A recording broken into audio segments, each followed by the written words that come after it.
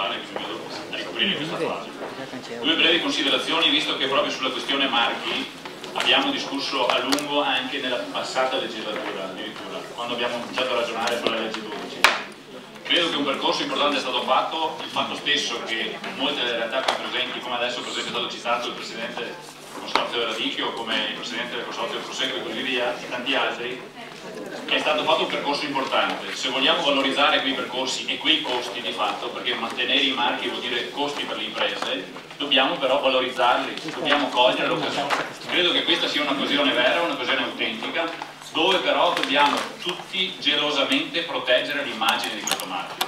Come si protegge? Garantendo la qualità delle produzioni che partecipano a questo percorso e che si fregiano di questo marchio. Solo così riusciremo a conquistare la fiducia dei consumatori. I consumatori li conquistiamo nella misura in cui riusciamo a dare a un prezzo adeguato un prodotto di qualità.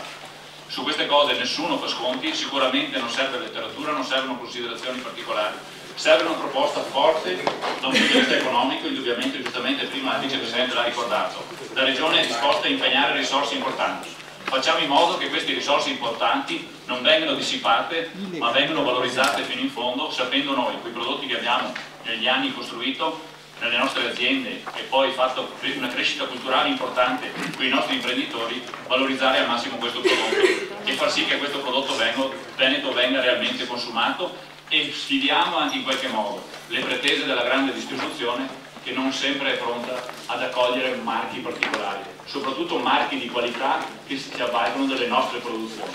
Questo credo che sia la possibilità che ci consente di guardare lontano e dare un futuro alle nostre imprese, altrimenti noi inevitabilmente la partita sui bassi costi l'abbiamo già persa. Possiamo vincere solo sulla grande qualità.